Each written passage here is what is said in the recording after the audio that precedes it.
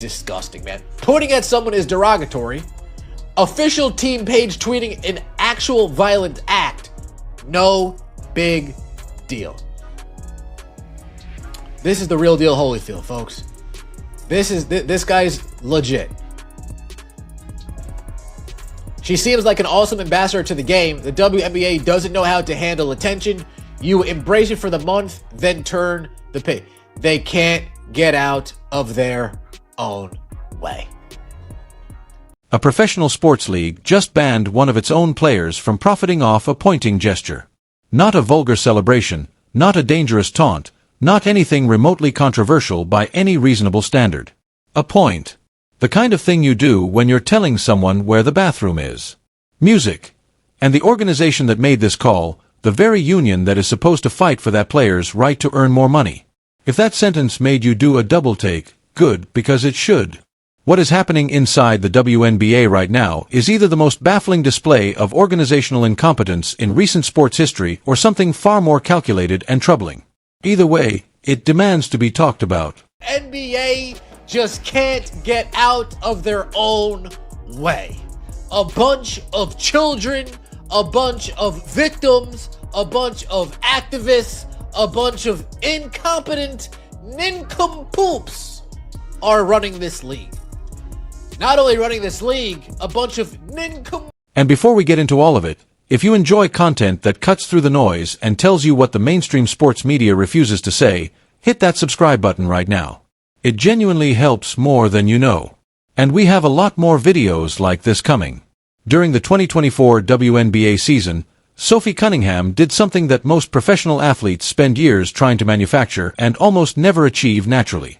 She became genuinely, organically famous. Not because of a scandal, not because of a controversial take on social media, but because of who she is on the court. The Phoenix Mercury guard played with a kind of unapologetic swagger that fans had not seen in women's basketball in a long time. She was loud. She was confident. She was electric. And somewhere in the middle of all that energy, a moment was born.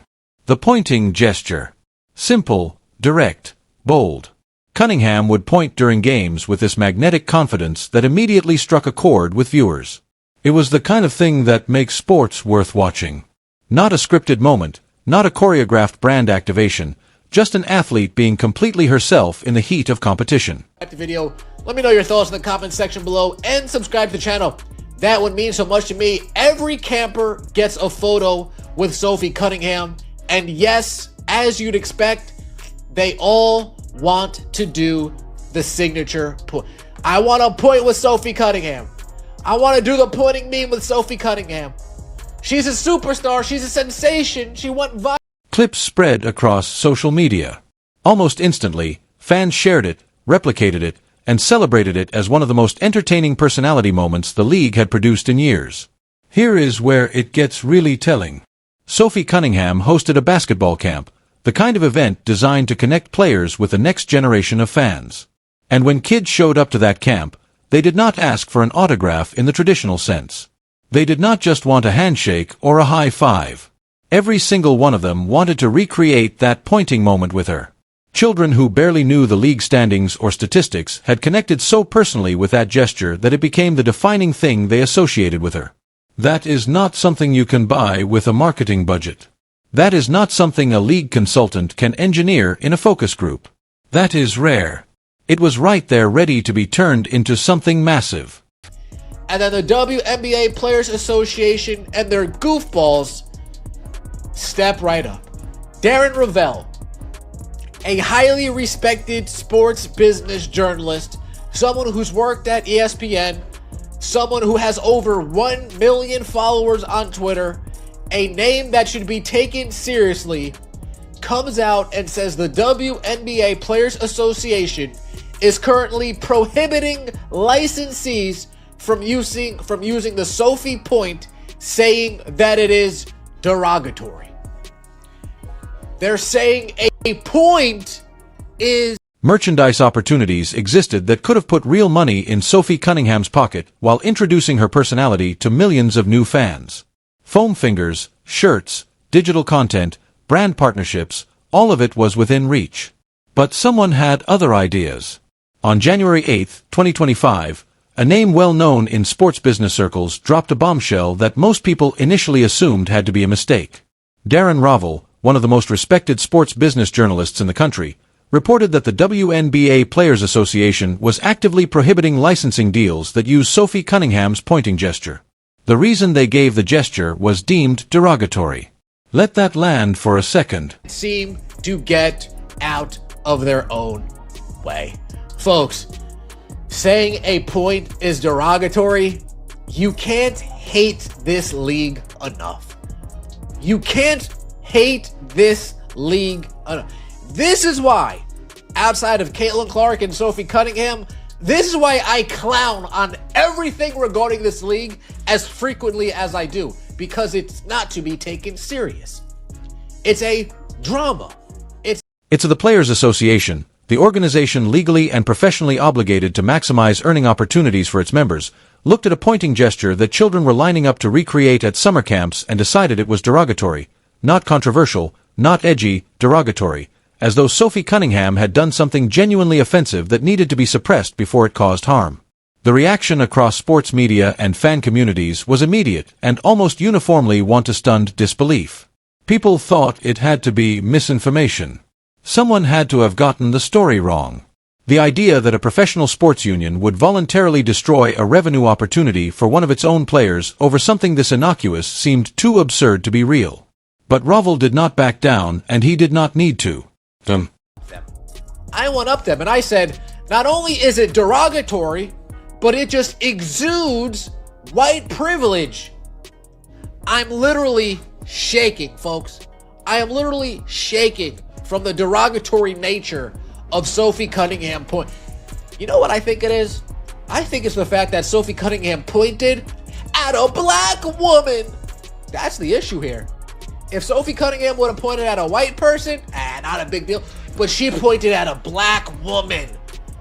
Oh no! The horror! The outrage! And people can't believe this. Understanding why this story matters requires understanding who Darren Rovell is and what his reporting carries with it. This is not a random account posting unverified drama for engagement. Roosevelt spent years as a sports business journalist at ESPN, covering the financial and commercial infrastructure of professional sports at the highest level. He built a following of over 1.8 million people, not through controversy or hot takes, but through reliable sourced accurate reporting on how sports leagues actually function as businesses. He also founded CLCT Media, a company focused on collectibles and sports business, which means a professional network runs deep into the corporate partnerships, licensing deals, and merchandise infrastructure that keep leagues financially viable. When Rovell says he spoke to someone at a major company who physically showed in the rejection documentation from the WNBA Players Association, that is not speculation. That is a journalist describing a specific interaction with a specific source about a specific documented business decision. Think about what that actually means.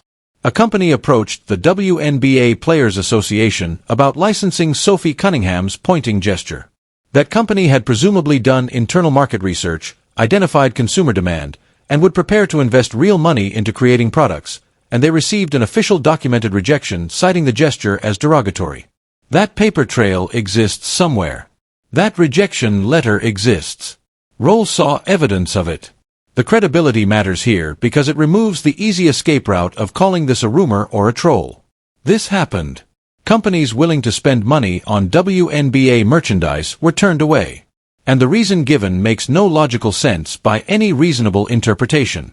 Here is the part that makes the story genuinely complicated and genuinely important. Sophie Cunningham is white. The player she pointed at during the moment that went viral is black. And once you know that, you cannot help but wonder if the racial dynamics of that specific interaction are the actual reason the WNBA Players Association deemed the gesture derogatory. Music. Because here's the thing, pointing during basketball games is not unusual. Players point at opponents, point at teammates, point at the crowd, point during trash talk, point after big shots. Nobody calls it derogatory in a vacuum. It is not the gesture itself that was flagged. So if the gesture is not inherently offensive, then the problem must be contextual. And the most obvious contextual factor is who was doing the pointing and who it was directed at. If that is genuinely what drove this decision, it is Music. One of the more damaging things a sports organization could do. It means that normal, competitive, personality-driven moments on the basketball court are being evaluated not for what they actually are, but for what the racial dynamics of participants might imply to someone determined to find offense. Under that framework, Sophie Cunningham did not play basketball with confidence and personality. She committed a racially charged act that needed to be suppressed.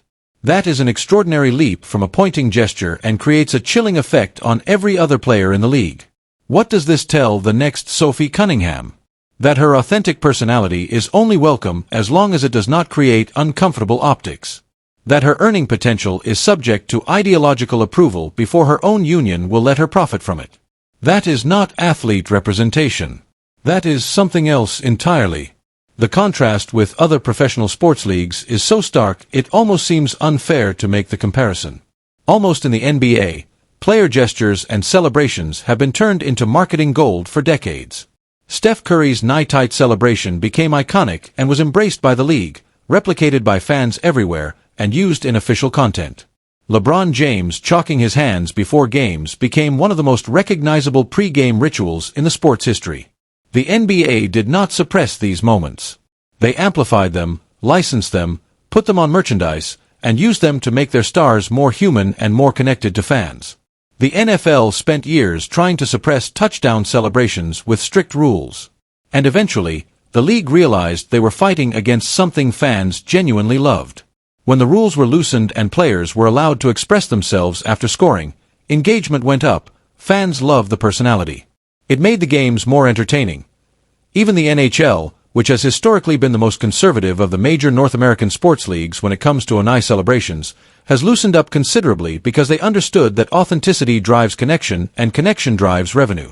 The WNBA looked at Sophie Cunningham's moment, the kind of organic personality expression that other leagues pay marketing firms millions of dollars to try to manufacture, and they, music, killed it.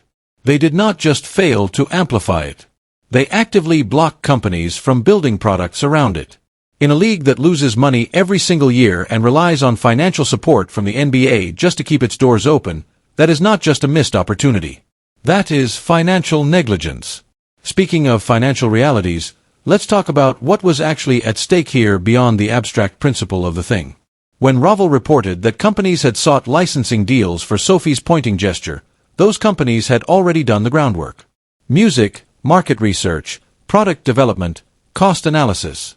They believed there was real consumer demand, and they were prepared to invest. That investment would have generated licensing fees for the WNBA, royalties for Sophie Cunningham personally, and most, music, importantly.